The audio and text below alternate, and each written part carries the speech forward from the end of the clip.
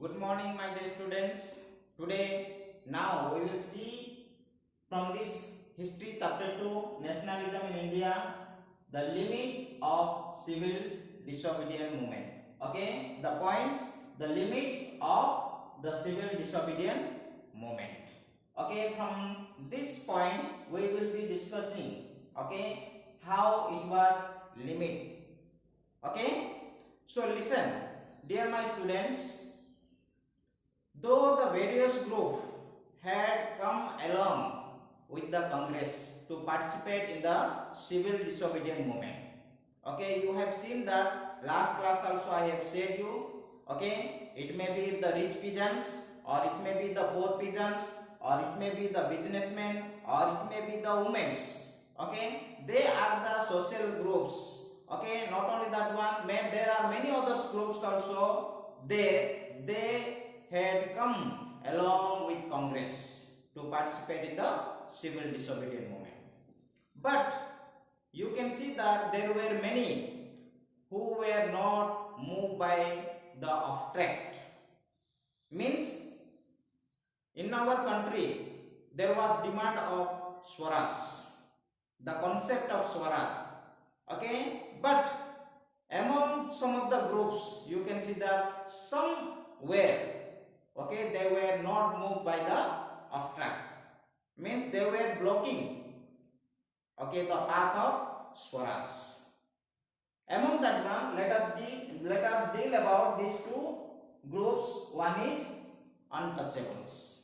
Okay, one is untouchables. Dear my students, one of the group, this is untouchable. Untouchable means the Dalits.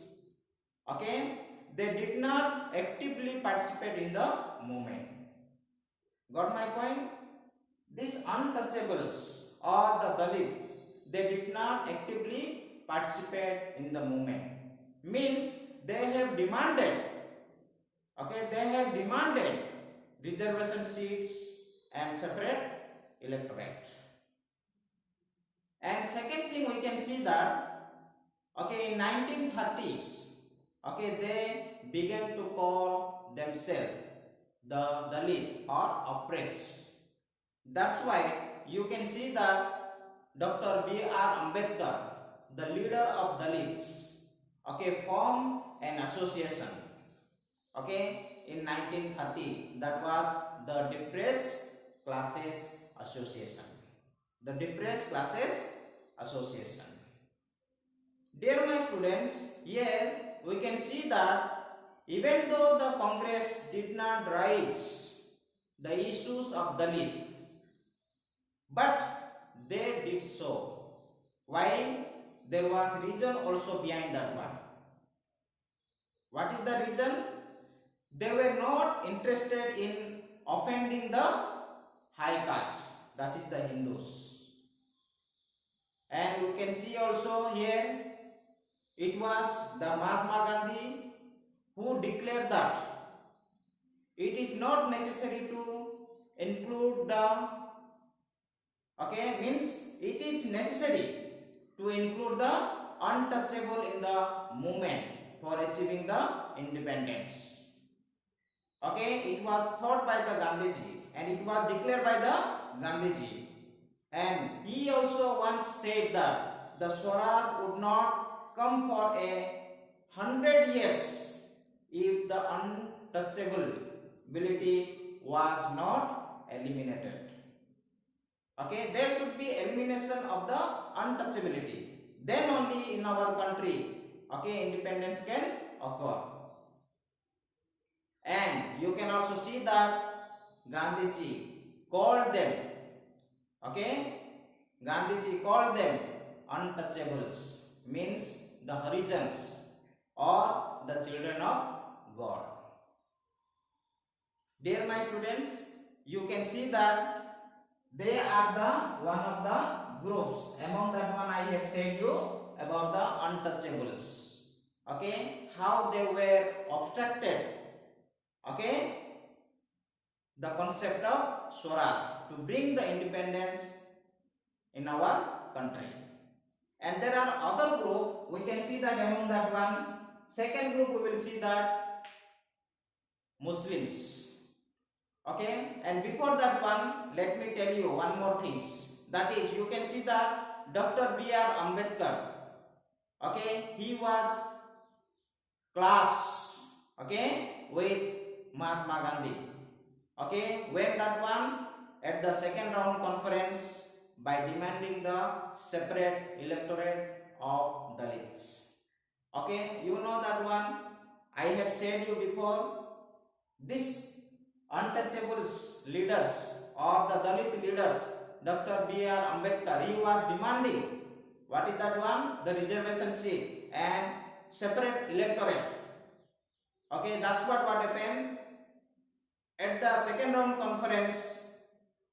By the demanding of separate electorate of Dalit, okay, there was a clash between what is that? Mahatma Gandhi and Dr. B.R. Ambedkar. And because of that one, there was Pune Pact in 1932 on September. And you can see that according to the Pune Pact, the government gave the different class the reserve seat, and you can also see that they have also got the reserve in provincial and central legislative council. Okay, this is about the how during the concept of Swaraj time the untouchables demanded. And another one, as I have said you about the Muslim groups. And you can see that a leader was of Muslim League. His name was M.A. Jinnah. M.A. Jinnah. And he wanted also reserve seat for Muslim in the Central Assembly. That's why a large number of or a large section of Muslims, they did not participate in the civil disobedience movement. Dear my students, and they are the, okay, means they were the one octet group, okay, on the concept of Swaraj during those times. So among that one I have said you, because of that one we can see that this civil disobedience was one of the limit. Okay, dear my students, if you are having any doubt, you can contact me and it will be clarified you, or you can also message me if you have any doubt. Thank you, students.